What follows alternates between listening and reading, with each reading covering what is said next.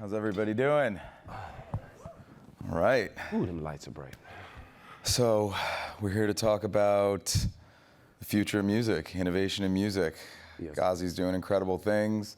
We're doing some interesting things at Billboard. I'm sure a lot of you in the crowd are doing some interesting things, but it's a really incredible time to be in the industry that we're in and in the time that we're in, because I think more is happening a lot faster, and the pace at which things are changing and innovating makes kind of, at least my experience, the most exciting times of my career. So why don't we start there, man? Like, what do we, when you think of the term innovation, right? Like the music industry innovating, media tech innovating, like what does that mean to you? It can mean a number of things, but the first thought that comes to mind is just being on the cusp of whatever's coming next and having the future foresight to understand the landscape of where things are headed so that you could properly plan ahead. You know, it's just being a futurist, I guess, if you want to call it that. I love it. I love it. And I remember the first time you and I caught up, like we had a pretty vibrant conversation, and I feel like if you could have just recorded that and, you know, we could have redone it here, it would have been a really incredible moment. But like, you know, some of the stuff that you're doing with your artists, you know, and I'll touch on kind of some of the things we're doing with Billboard, but like, you know, how do you apply that to, you know, kind of what you're doing in your day to day and like for specific artists? You know, you wake up every day and you figure out, you try to think about what does an artist need to succeed? What tools do they need? What are those software tools? Are they marketing tools? Is it personnel? Is it us predicting where the industry is headed so that we can empower our artists with that knowledge? You think about a lot of different things, and just day in, day out, you're constantly evolving, shape-shifting to the landscape. Some things you want to influence. You want to influence the landscape. You want to influence what's going on out there, and some things you have to adjust and acclimate to. Yeah. And then, you know, you're absorbing all that information, and then you're regurgitating it to your artist partners and your label partners and your business partners and so on and so forth. And it's not just the artists, but you're also sharing information with the DSPs, right? Because we're kind of like the hub between the artist and the DSP and the publications and so on and so forth. So you're constantly sharing information. It's very much a spoken hub type of thing. In Empire, I view as a hub, as a hub of energy. I love it. And one of the things that like I'm really interested in right now is just distribution marketing, like the way that it's approached today versus the way that it was even 2 years ago, right? Like TikTok wasn't the prominent force that it is today. And, you know, like now I feel like it's central to so many marketing plans, even, you know, at the major labels. But like, do you know, like when you're going to release new music, like, you know, how far ahead can you even plan for that kind of thing, right? Because things are changing so quickly. You mean plan for like what's happening in the landscape? Yeah, like the rollout, right? Like if you're gonna put an album out, right? Like what you would have done, you know, 2 years ago versus 5 years ago versus a decade ago. Like it's changed so quickly, and I feel like now, like things are changing every 3 months, 5 months. Like it's like the pace of change has just been pretty remarkable. I think the most important thing is to button down what we view as our fundamentals. So you button down all the fundamentals, and then maybe the last 20 or 30% are things that are evolving, changing, and that you're adjusting to. But if you button down all the fundamentals, then all the other things, you can kind of close the gap as the landscape evolves. So you're always going to want music videos. You're always going to want a lead time to record, mix, master, you know, get the side artist agreements, the splits, all the different things with just delivering the album, and then creating assets, artwork, creative direction, digital marketing, strategy, Google AdWords, all that stuff. You know, a lot of that stuff is like the basics. Yeah. And then you look at the landscape and you say, okay, what's going on out there? Like, where are people consuming things that they might not have been consuming a few months ago? Is it TikTok? A couple years ago, TikTok was Musical.ly.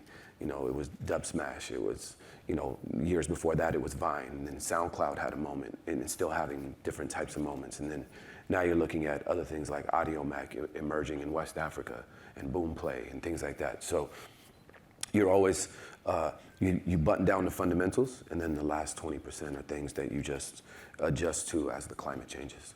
Yeah, and like that, I asked because it's, it's very relevant to kind of like what Billboard's heartbeat is, which is the charts, right? We've had to really evolve over the last 10 years as consumption has changed. And for those that aren't familiar with the way the charts really work, we take in all the data from the different consumption points like Spotify, Apple Music, radio, physical retail. And what we do is ultimately create what we view as kind of like the final metric of ranking and success in music. It's the most quoted ranking in the world.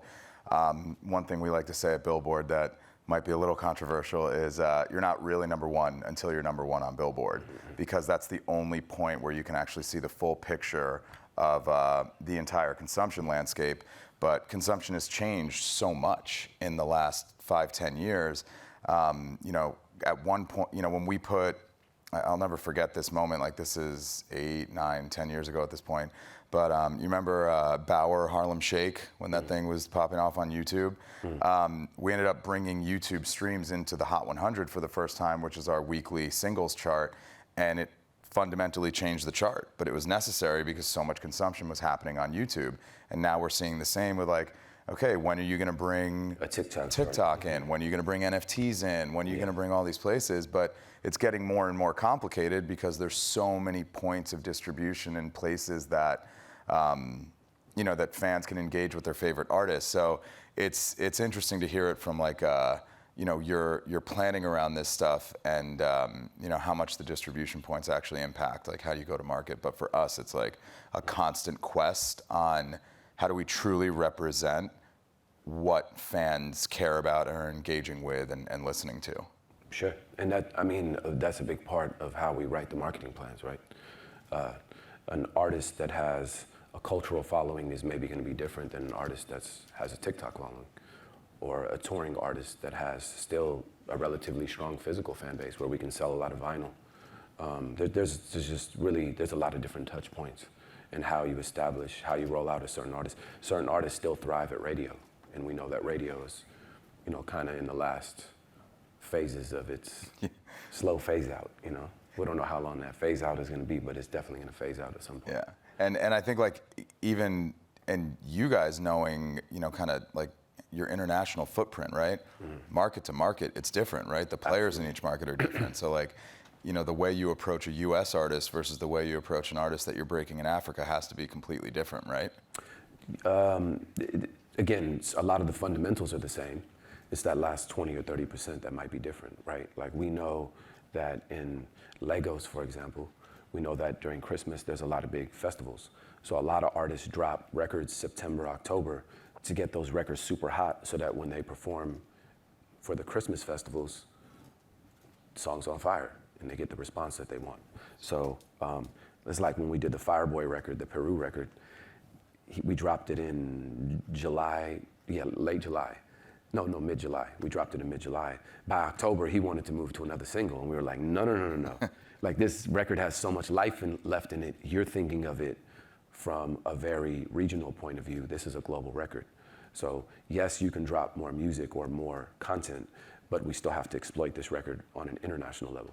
What's old to you is new to everybody else still. There's still a lot of life left in this record, and we're still working the record now. It's just breaking top 20 or top 15 radio in the US, and the record is almost 9 months old. I also love that concept, right? Because so much of so much of these big releases, or even like any size release, is like, get it out there as big as it can possibly go. But some songs don't become like the biggest songs in the world overnight, right? Like I'll never, The Weeknd, Blinding Lights, like that song debuted on the Hot 100 at 11, and it became the #1 song of all time on the Hot 100, which and it took, it took weeks for it to hit that top spot. But like the sustained marketing effort, especially in a time when shit is so noisy, right? Like it's pretty incredible you can do that. Sometimes that's how you cut through the noise, right? Is to remain consistently working a piece of content where you're consistently spreading a narrative that we really believe in this piece of content. And whether that's through remixes or alternative marketing or radio spend or TikTok spend or Instagram spend, whatever it is that you're doing, you have to come with a consistent messaging that this is a record that's a priority to the company. And that's to get the DSPs on board, that's to get the culture on board. We still do a lot of lifestyle marketing. We have like a large subset of DJs that we work in various areas in the United States. A lot of people don't pay attention to lifestyle, but a lot of records still break out of strip clubs, nightlife. So it just Video games. Yeah, like video anything, games. Yeah. A lot of it depends on also the genre of the music, right? Yeah. So different genres are worked in different energy points. Yeah, and I think like one of the things, just knowing how global you guys are, one of the things that's really interesting to me is like that a lot of countries in the world, and maybe like not everybody is even fully aware, but like they're coming online in droves, right? Like they're getting streaming. Like Latin America is one of the biggest streaming markets in the world, and you're seeing those, Latin artists actually kind of, they actually are the top artists on Spotify and Vivo and some of these streaming platforms. But like you're doing a lot of work in Africa right now, or you're about to do even more. Like the coming online of that continent and like people getting access to kind of the stuff that we've had access to for a really long time in this country, like that has to create such an exciting opportunity for you guys, right? It's honestly like an honor to even be able to touch a place like that and to be accepted and to allow the artists from that region to allow us to be a part of that region and be a part of the narrative. So it's really special to us. It's fascinating. We've had a lot of success in a very short period of time. A lot of people have really embraced what we're doing in that territory, not only from the DSPs, from the culture, the publications like Billboard, that have really come on board to really understand what we're doing in that region, and it's very compelling. I think the one thing that's we're doing quite well in the Latin space as well, but the one thing that's been a little easier in Africa is that primarily an English-speaking company, a lot of English-speaking people in West Africa. So we're doing quite well in those territories. The next thing we'll do in Africa is jump in on the Franco side and start going after the French-speaking countries. And we're looking for some people in those territories that speak the language and can help us evolve in those territories as well. That's exciting. As though they're booming over there too. It's awesome. Like Cameroon, Ivory Coast, there's Senegal. There's a lot of other countries that are doing very well. Yeah, we're that's awesome. I mean, we're similarly interested. We're going to be launching charts that kind of focus on Afrobeats and music coming out of the country. We're looking at standing up media businesses out there. So it's definitely a market that you're going to see a lot from Billboard in relatively soon. One of the things that I like, the first time we ever spoke, one of the things that really interested me is kind of how you're using financial technology to support your infrastructure in in markets across the world, and how to like get money to people, how to pay people, and like how to educate your artists on like we can segue into Web3 and blockchain, but I think like kind of starting with some of the stuff you were telling me about how you're paying artists in stable coins and things like that. I think that's such an interesting thing for the group to hear. Yeah, we take a lot of things for granted here in the United States that in a lot of other places in the world you can't take for granted. It's not so easy. I could walk up to somebody here and in 2 seconds send them money in so many different ways: PayPal, Cash App, Venmo, Apple Pay, Google Wallet, Samsung Pay, Zelle. In the United States, we have so many different ways you can pay somebody. And those payment systems don't exist everywhere, or even anything like them.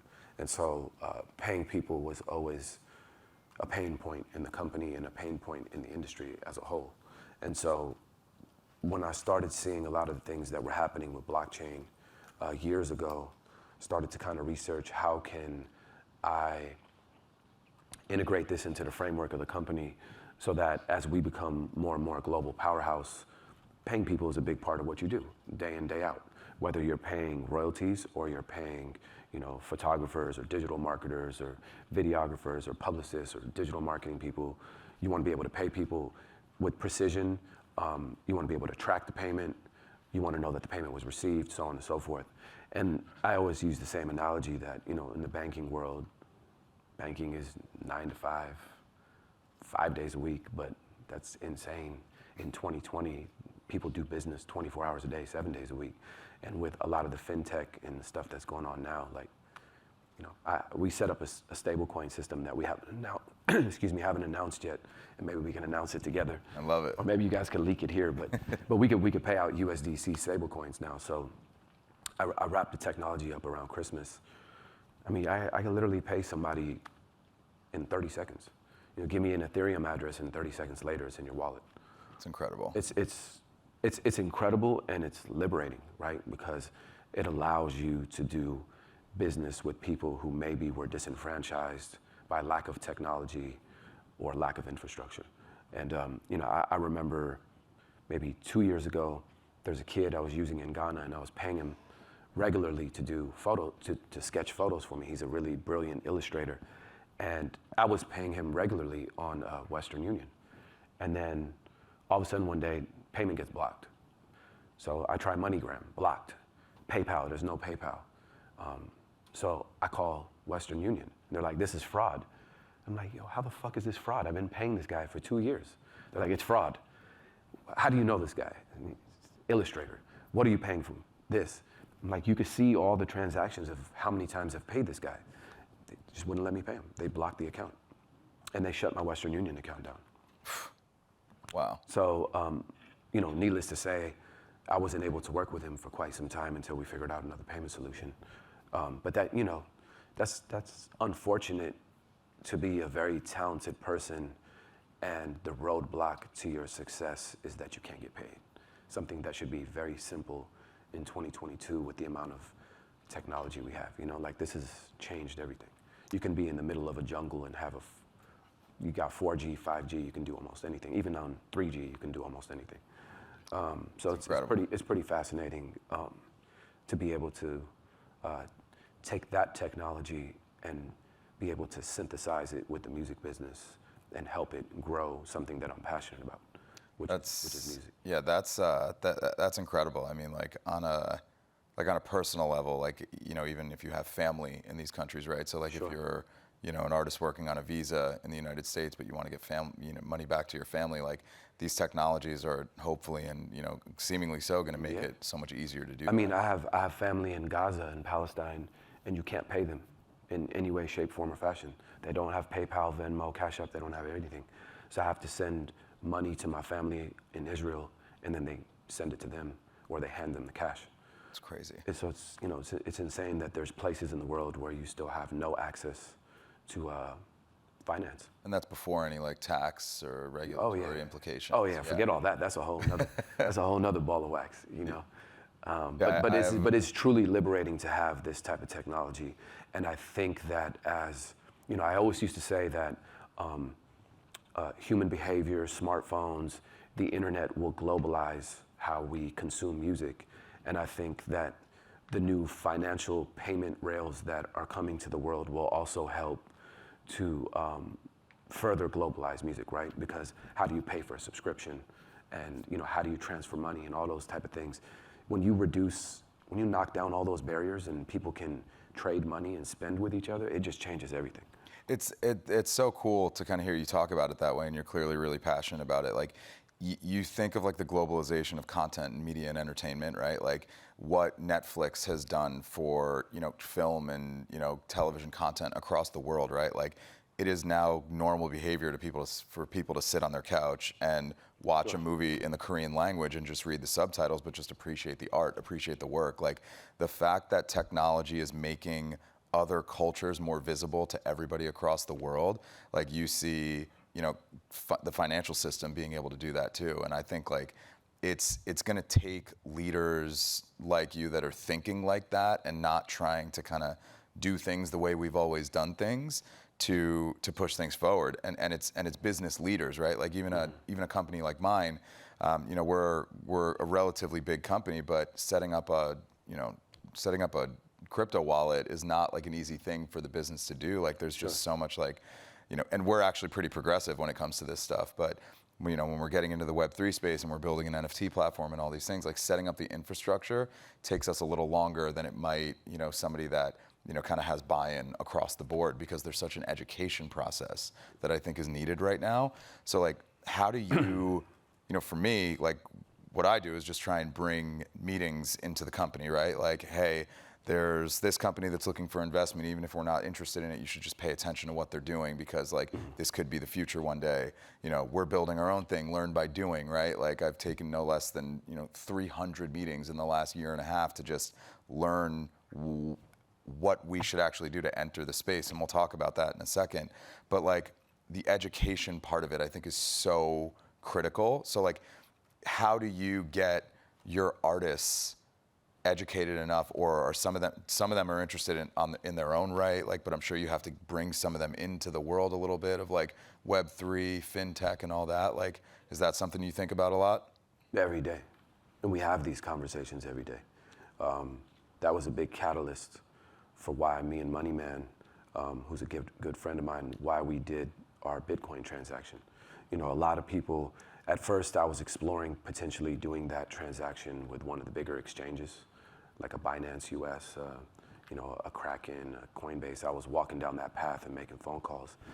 And then I woke up one day and I called my head of brand sponsorships and I said, I changed my mind. He said, what? I said, I want to do it with Cash App. And he said, why Cash App? That's not really viewed as a crypto platform. And I was like, Cash App is kind of like a bridge technology. If you think about human. Can you tell them what you did before, like the money meant that? Yeah, because that was so such a dope thing. We did he was the first artist to take an advance in Bitcoin. So I sent him $1 million in Bitcoin on Cash App. And the reason why we use Cash App was because it's so accessible in the urban community. So many people already have it installed on their phone. And a lot of people don't realize that when you're on Cash App, it's simply a single toggle button. Like when you first open Cash App, the first thing you see is, here, actually, we can show it here. Yeah. If you guys can see it, let's pull it up.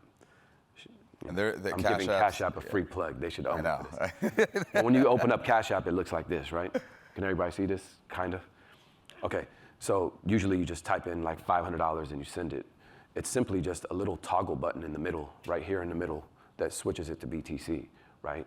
So to the average person, or when you're dealing with like lowest common denominator, I figured if I wanted to, I'm a big fan of shifting human behavior. And the only way to shift human behavior is to meet people where they're at. And on a platform where maybe they already understand halfway, right? So if somebody was accustomed to using their CDs their whole life, to get them to jump from CDs to streaming was harder than to get them to jump from CDs to an iPod to downloadable MP3s and then to streaming, right? You're kind of going through format changes that slowly but surely change the user behavior. And it's the same thing with fintech, right? We went from wires, and then we went to ACH, and then we went to Zelle, then we went to PayPal, then we went from PayPal to things like Venmo, things like Cash App, Apple Pay, Google Pay. We're only about an inch away from converting over to crypto, completely converting over to crypto. Because right now I can go, I have a Visa from crypto.com. I can put that crypto.com Visa in my Apple Wallet. And then if I tap when I'm in the store and I tap my payment, it's drawing from my crypto wallet. Yep. Right? It's not drawing from a bank account no more. So you completely circumvent the traditional banking system. But it's if you try to do too much too fast, people will be afraid of what they don't understand.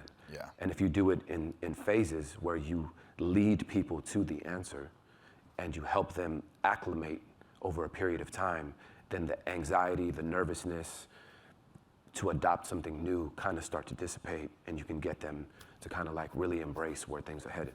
And so if I can get my 72-year-old mom to understand how crypto works by simply leading her to the answer over a period of a few weeks, rather than overwhelming her with a whole bunch of information, that's kind of why we did the whole transaction with Cash App.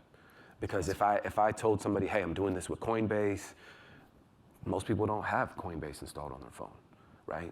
And then you need to go get an Ethereum address. What the fuck is that, right? Or a BTC address. It's gonna scare people. But if I say, hey, pull up Cash App and just switch it from UST to BTC, it's a lot. Yeah. You're already close to the answer, right? And so that's why we did a lot of the things that we did. And I figured there was no better messenger than Moneyman from a culture standpoint and a music standpoint, because that's what he talks about in a lot of his music. And people view his music as being an educational medium. to acquire like that type of game. And then I felt like there was no better company to deliver it than us because I've been talking about this for a long time. I love that, and I love that that's kind of core to what he's trying to do and what you're trying to do. Like that's a really special thing because you're starting to see like financial literacy Absolutely. becoming a mainstream media topic that people are actually interested in, right? Like that I think is good for everybody, right? Especially Absolutely. communities that didn't have access to that. Like financial literacy was not available to people that came from specific socioeconomic conditions, right? And now, given like the internet and like the tools and the fact that like the most followed and influential people in the world, musicians, are actually trying to, educate their fan base, like that's when you really start to see change. Yeah, we did a couple of educational talks on a new platform called Riff, where we jumped on and we did some video. He was teaching people how to repair their credit. It's amazing. So it's pretty amazing. And we actually, with the Riff platform, what we did was we decided Riff gave us equity as a company in the platform to use their platform, and I decided to pass that equity on to the artists. So we did an equity pool for our artists where we're stringing together a group of artists that are using the platform to evangelize the platform, and then we're passing the Empire equity on to the artists to teach them the concept of venture capitalists taking equity, not taking front-end money, waiting for the money to mature so that you have a big payout later. That's incredible. It's just really just reprogramming the way people think. That's incredible, and I feel like it takes a long time, but it's worth the journey. Yeah, and like you think in our roles, like what we do, the ability we have to influence, right? Like what are we doing at South by Southwest right now? Like people aren't learning about this stuff at school, right? Absolutely. So it's if they can learn it through the people that they admire most in the world, like there's no better way to actually have that message land. Man, I had a credit card when I graduated from high school for my college books. I defaulted on the credit card one time, and my APR jumped to 23%. It took me forever to pay my books back, and for the average person, that's very disheartening. It'll get a lot Crush of people. you. Yeah, it'll crush you. And so I just, sometimes you turn a negative to a positive, and I said, the hell with it. If it's already at 23%, I'm maxing it out, and I'm buying a whole bunch of studio equipment. And, there you go. That started me on my music journey. So, but it was it's very dangerous because the access to information for a long time was sequestered, and it wasn't passed out to people, especially people of color, right? Like it was just kept away from us. And so, there's two types of people in the world. There's people who get that type of information and then they gate it and they keep it away from people because they want to use it to their own advantage. And then there's people like myself that I just wholeheartedly believe that when you have valuable information, you should share it with the people you care about and share it with the masses, because a better society is better for all of us. I mean, the gating thing is so funny, right? Because it's so short-sighted. Like if everybody, like all boats rise if you're sharing information and everybody's doing well. Like my dad is an immigrant from the Dominican Republic, and he had a body shop business in the Bronx, and it was very like, cash under the table, doing your friends' deals, like, it wasn't like a real serious business, but he didn't know any better, right? And he had no means to learn. He just needed to figure out a way to take care of his kids. So his goal wasn't even to grow his business to a point where like it became this like larger enterprise. It was like, just get my kids into school so they can, like kind of continue Move growing and progressing, yeah, right? Moving up the ladder. And now I'm sitting here, the first Latino president of Billboard in its history, and it's thank you. And I feel like it's a responsibility to my family to make, to represent the culture that I grew up in, and also educate people to know what I know now and I never knew growing up. So but I also think like a lot of the leaders in music, respect all of them, respect all the business that they do. Not a lot of people are doing as much for that wave that you are, as you are. And I feel like it's really, really important work right now. I think the most important thing about what you said is, what is your motivation in life, right? Unfortunately, most of the people in our space are motivated by money and motivated by a liquid event, right? ramping up a company so you could sell it. And that's never really been my motivation or my purpose. I've always felt like my purpose was to lead groups of people who happen to be disenfranchised. My father was a refugee of war, and he did the same thing for me that your father did for you. His whole entire goal was to just put me higher up on the ladder so that I can put my children and my children's children further up the ladder as well. So I was fortunate and blessed enough in my lifetime to be able to go up a little further on the ladder than I anticipated. And so now I want to just kind of pull a few more people up along the way, you know what I'm saying? So I feel compelled that I have a responsibility to my community. It's incredible. Different purpose, you know? Yeah, 100%. And I mean, so let's segue into, you know, like obviously we're big fans of. I was checking how much time we had. Yeah, we got. It always runs too fast.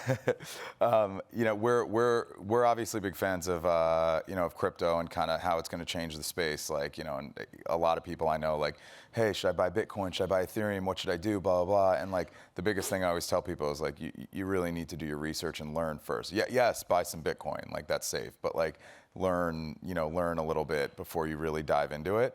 One of the things that we keep hearing pop up in our industry is NFTs, right? Like Billboard is really getting into this space in a pretty deep way. I know you are from, you know, our conversations.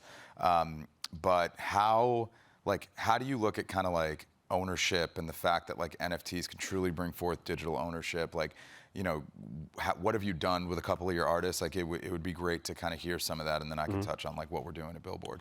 I mean, to me, NFTs is just another format, right? We talked about formats. It's just another collectible format. And I mean that in the best way possible. But one of the things we did was, I'm a fan of being ahead, but I'm also a fan of making sure that the infrastructure is proper so that you don't collapse under the weight of your success, right? And by that, what I mean is, I didn't rush to the marketplace because NFTs was a trendy thing and to just go do a whole bunch of NFTs on a bunch of my artists. And then you disillusion their fan base because you're just pumping out a lot of garbage and trying to hit people for a lick, right? So a lot of people are just trying to hit licks and make money off their fan bases. And I don't believe in that.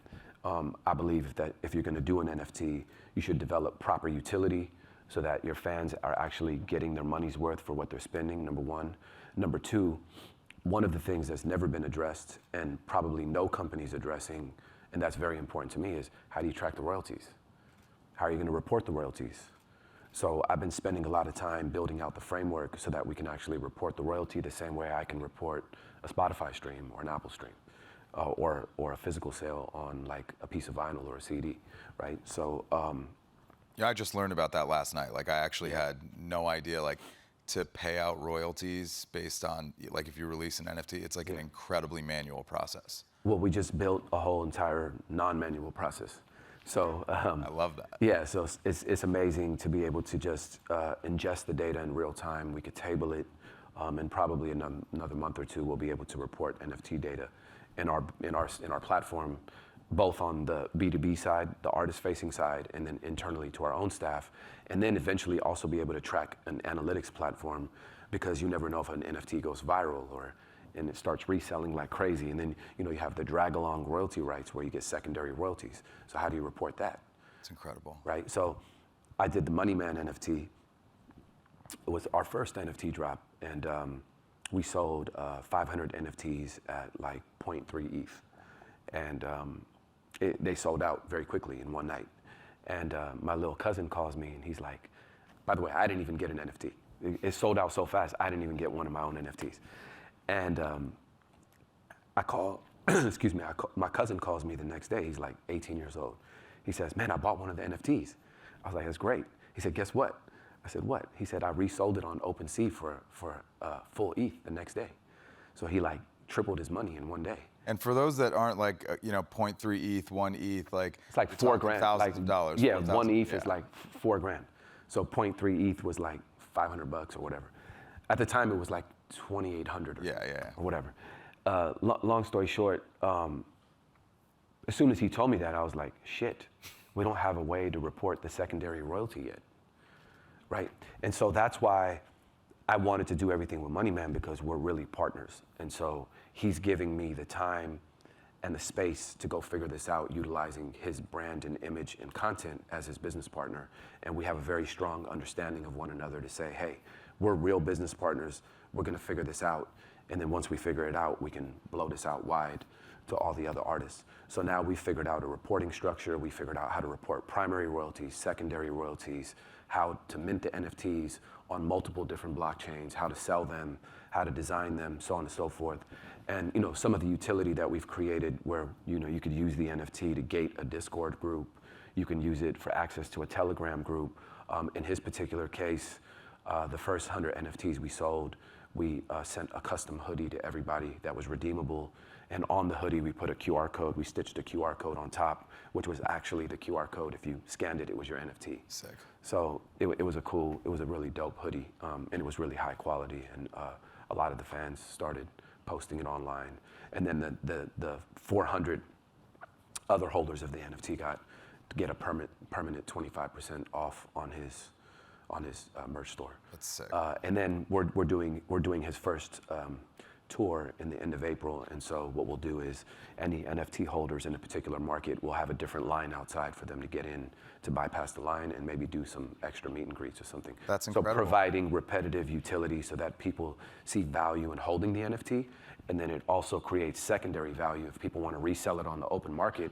It's not like, oh, this was a one-time use and this is worthless now, right? It's like, oh shit, this thing is continuing to create value. Maybe I need to.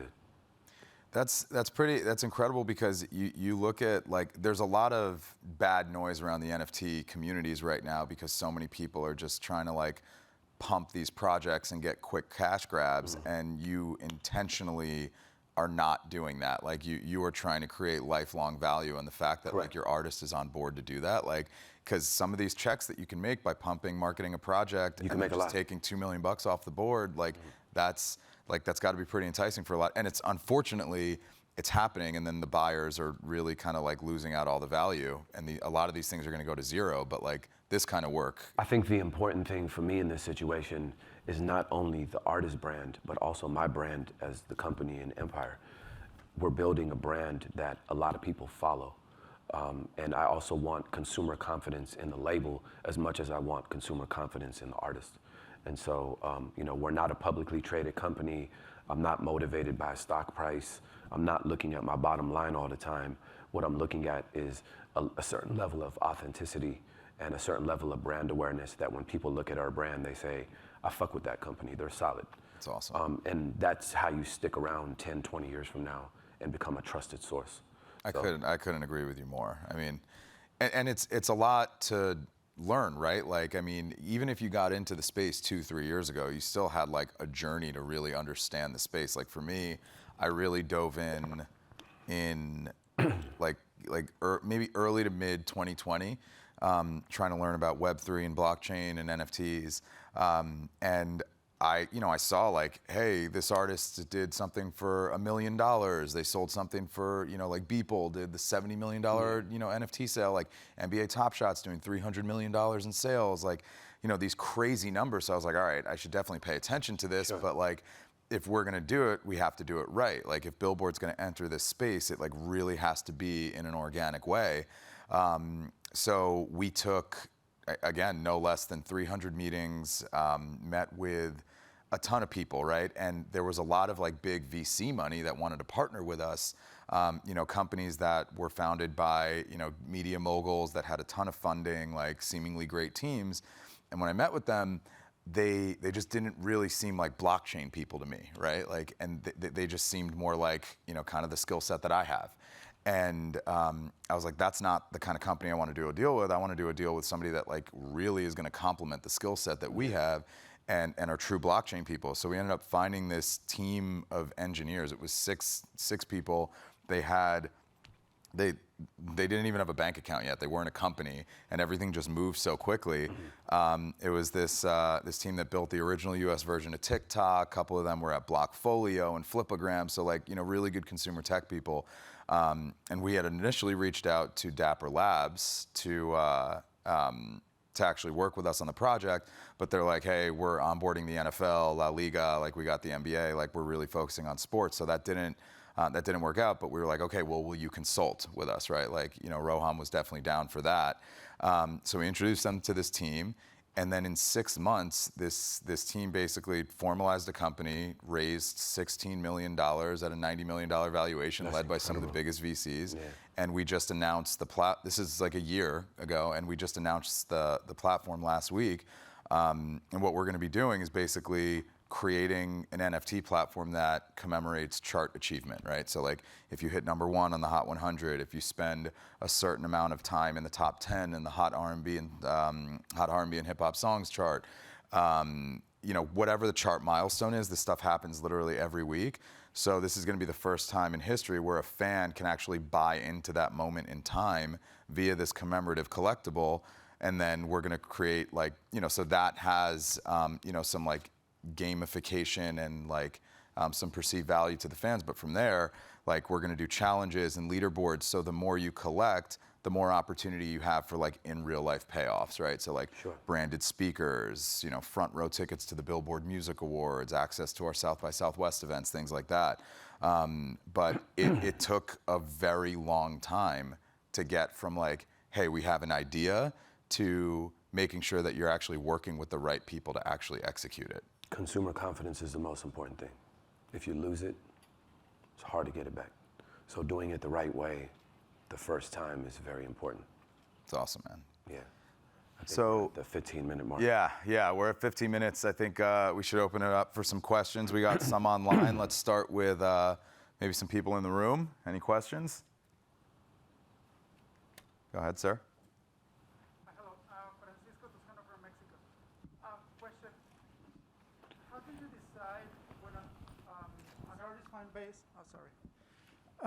How do you decide when an artist fan base would be receptive of an NFT offering? Because probably not, demographics are different. How do you decide when an artist would be a good option for an offering of this kind?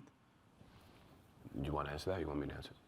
You rep the artist, man. I mean, that's the job of the marketing team, to culturally understand the artist and to understand the demographic of their fan base. Like if your fan base's average age is 65 years old, probably not going to launch an NFT unless it's a tech-savvy fan base like that follows like the Grateful Dead, for example, right? Grateful Dead is a bunch of techies. So even though that their fan base is 60s and 70s, they're probably the people who wired the damn internet, right? So you could probably sell them an NFT, but I'm probably not going to sell an NFT to somebody that's a Beatles fan that's 70 years old, right? So it's really just about understanding the culture of the fan base of that artist, and are they going to be receptive to the idea and the nature of that type of a consumption model. Yeah, and I think we both feel that, and I'm not speaking for you obviously, but like we've had conversations about this, like this technology is going to fundamentally change like how we do business every day, and how like we as kind of media leaders and and content creators are going to produce content. So I don't think it's a matter of like, right now, yeah, there's certain projects that are better for this technology, but I think in the future, everybody is going to be creating NFTs and distributing NFTs. We're only in the first 5 or 10% of everything that's happening. Yeah. All right, let's, I think this is a good one from Anonymous. How do you protect yourself and your crypto transactions against the volatility in the markets? Does that concern you or your artists? I mean, I could start with that one. There's like, and then you could do it from the artist perspective. But there's like this, famous moment when Uber wanted Beyonce to perform at one of their corporate parties, and Beyonce said, "I don't want your cash. Give me stock in the company." And I think it was definitely a 7-figure deal that she got, but that stock ended up turning into it was worth 9 figures a decade later. So yes, there's volatility in the crypto market. Yes, there's obviously regulation coming, but this is all like part of that natural progression. So I think some people are going to be comfortable with that volatility. Some people are not going to be comfortable with that volatility. but it really has to be based on like personal preferences. Like if you're not comfortable with, with the fact that it could all go to zero, then you might not want to be putting too much of your net worth in it. You might not want to be putting too much focus on your projects. But the people that understand how this technology is kind of fundamentally changing how we as consumers live are the ones that I think are really gonna lean in and hopefully bear a lot of that fruit that this is all gonna offer one day. We probably just move to the next one so we can get more questions in. What do you think are the future ways music will generate revenue? Well, that's a tough one. Because there's probably some kid in the garage right now writing some code that's gonna fuck everything up in like 10 years. And so I don't know. I mean, we definitely see the future formats of like NFTs. We definitely see metaverse. I think that there's gonna be a lot of implications to how we monetize the metaverse. I think it'd be amazing to like maybe have an artist museum in the metaverse on top of all the concerts and all the other things that are happening in metaverse. But I think metaverse is maybe the next frontier where we could see a solid monetization stream from. Yeah. I think he had a question over there. Hi, thanks for your conversation. It's very enlightening. But I have a question about, I'm an artist and a singer-songwriter in the acoustic piano jazz space, and a lot of the advice that I've received starting out is that streaming is not where the money is made, it's all in live performance. And so do you see a future where, and a lot of record companies are shifting to digital, establishing digital presence to make money basically, but long term, do you see it as being viable for an artist to make all their money either through online content or NFTs or online streaming and moving away from live performance, especially during the pandemic where a lot of people weren't able to perform? So to touch on your first point, people not making money through streaming is BS. I have plenty of artists making a crazy amount of money through streaming. That depends on the economics of your record deal. If you sign a bad record deal and you're getting a shit royalty rate, then you're gonna see shit streaming revenue, excuse my language. Okay, so it's really about the economics of your deal are gonna establish whether you're gonna make a sizable amount of money in streaming or not. So we'll put that, now we could table that. The other part to your answer is that any successful artist is gonna have a lot of ancillary revenue streams. So really successful artists are gonna sell more merch, they're gonna tour, they're gonna make some money in publishing, some money in songwriting, maybe sell a couple features, you play instruments, maybe you start playing for bigger artists or become part of a bigger band. There's always ancillary revenue streams.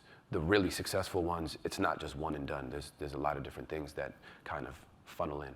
So they'll continue to work together, It's all gonna have some type of symbiotic relationship depending on culturally what type of artist you are. Okay. Thank you. Yeah. I think you got a question back there, yeah? Yeah, thank you. This is great, like super enlightening. I wanted to go back to, you talked about kind of the biggest barrier in the Web3 space specifically being education. And I wanted to get a little more out of you on that point, which is, are you focused more on like education from like a corporate standpoint, education from like an artist standpoint, or like from a fan standpoint? Like where is that biggest barrier to education? I think it's a combination of all three, right? Because if you're writing a marketing plan that involves selling or monetizing, let's say an NFT, then as a company you have to understand what the implications are. How do I report the royalties? How do I mint the NFT? How do I generate revenue off of this, right? Then you have to understand, okay, how do I get my artists on board? What are the implications to the artist? Once I get the artist on board, what are the implications to getting the fan to consume the NFT? Is him or her just posting on social media gonna be enough to electrify the fan base? So it's all three of those things. Yeah, I also think like a lot of the culture around NFTs and crypto right now is like, it's an appreciating asset. Like you're gonna buy it here and then it's gonna go here, and that's why a lot of people buy into it now. But the future of the space is not gonna be built on that. The future of the space is gonna be people really understanding what the technology can do to kind of foster digital ownership and make the fans, the consumers, a much bigger part of that, of that entire experience. So when you talk about education and where it's most important, educating corporate leaders and having people that think like the way we do is kind of the only way that you're going to have a trickle-down effect at these big companies. If nobody cares about it at the top, it's never going to reach execution. Absolutely. So we have to, we owe that to, to the audience, to consumers, to fans, to kind of foster that in a corporate environment.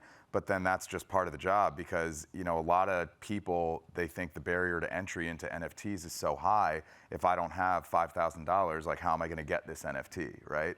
So there are so many different ways that you can actually engage with NFT product and so many ways you can roll NFT product out. And the simplest form of it is like the metaverse, all that stuff that, that kind of seems like mystical and lore, like it's here, right? Like digital currency is a lot of our society right now. People will pay, X amount of dollars for a skin in Fortnite. You'll put the perfect Instagram photo up. Like your digital representation of yourself is a lot of what drives our society right now. So this is just fostering technology that's going to make you own it a lot more and let you, hopefully cash in on some of those royalties. So the education really is going to need to be across the board. Awesome. Great stuff, guys. Thank you. One right there.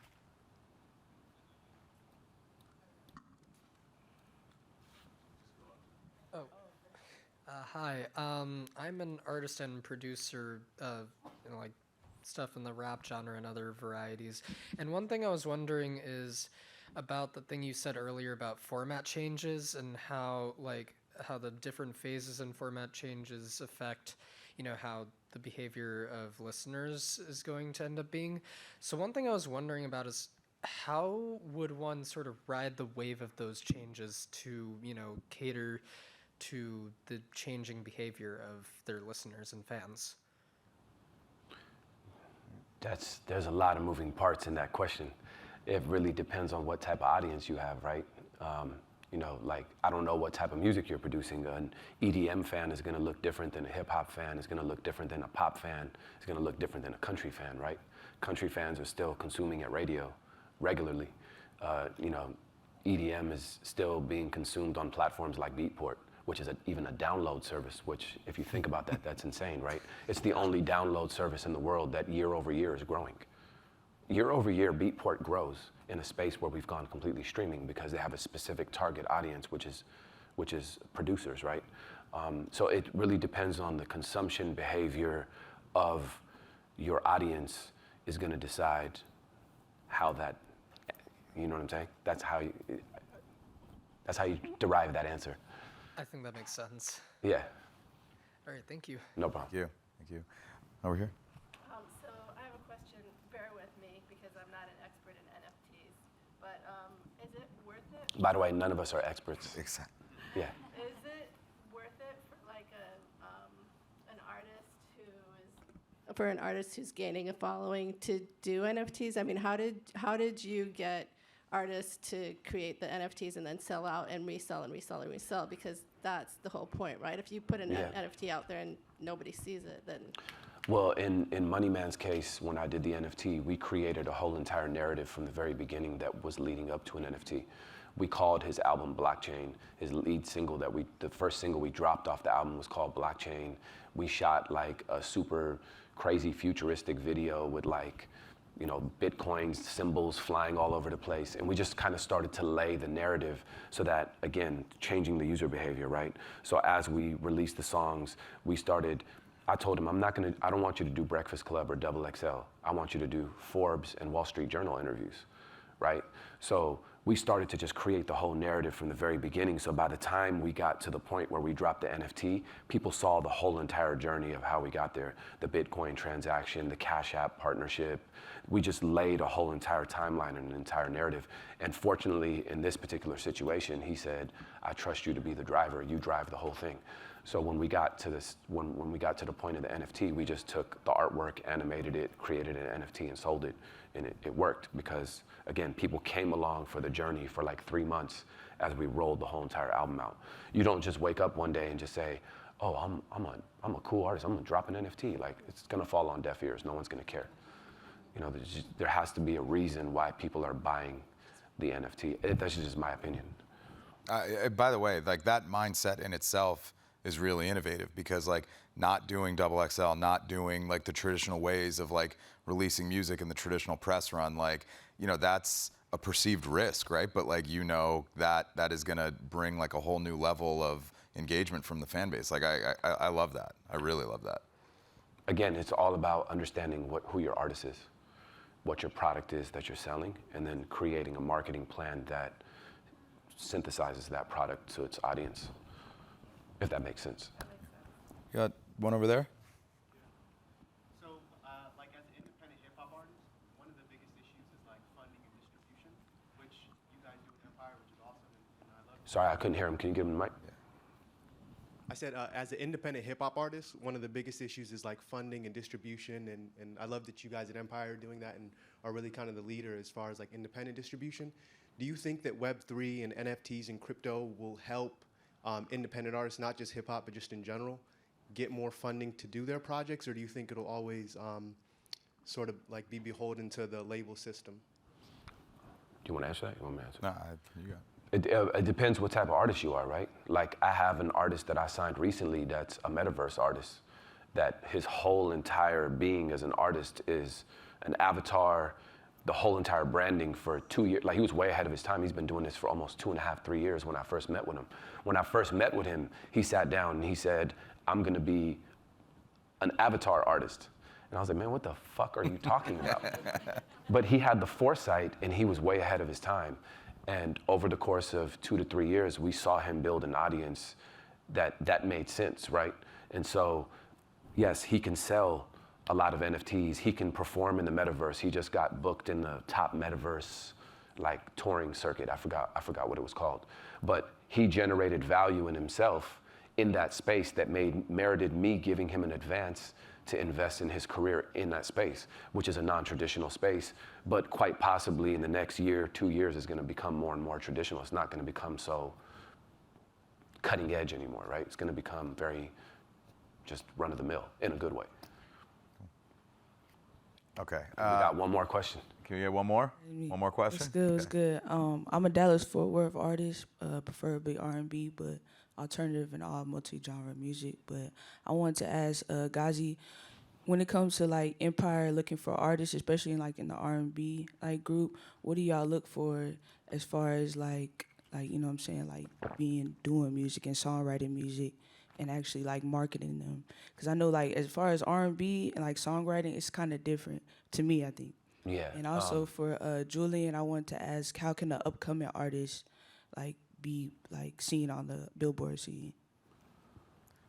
I'll go for, yeah, I mean, I think the biggest thing is just believing in yourself 100%, like having conviction with what you do, right? Like there's so much competition out there, so many people that want to do what you're trying to do, that you really gotta kind of put everything into it and not worry about the traditional ways of doing things, right? Like there's no playbook right now. There's a great foundation, you know, like he was suggesting earlier, like you need the fundamentals, but at the end of the day, like the more you learn, the more you know, and the more something feels like right to you, that's the best first step, you know, and then making relationships and, you know, figuring things out, not getting, you know, not staying down when you get knocked down. Like, you know, it's truly about perseverance, I think. For sure. Yeah, and I mean, on my side, I'm fortunate that the head of my A&R staff is Tina Davis, and she's one of the greatest A&Rs of R&B ever. And, you know, she discovered Chris Brown. It doesn't get any better than that. And you know, to further expand on that, we've become a pretty good R&B company with a pretty solid A&R staff on R&B, you know, from Young Blue to Tink to Vito to Rotimi. You know, there's like our R&B roster is Anaya who's also a fellow Texas artist from Houston.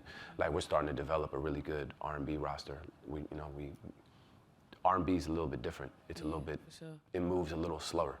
So again, it's about understanding your fan base, understanding your craft. How do you build an audience? It's more intimate. Go get your first couple hundred fans. You know, I don't know how far along you are, but get those first 100 fans. Yeah, for sure. And then from there, you can start to plant more seeds. For sure. And also, when do y'all think is a good time for like, again, an upcoming artist to like start dropping like NFTs and get into that type of stuff? Got to build an audience first. Yeah, for sure. If they don't care about your music, why are they going to care about an NFT? Yeah. For sure. Thank you. Okay, we have to wrap it up, but thank you all so much for being here. We really appreciate it. Thanks everybody.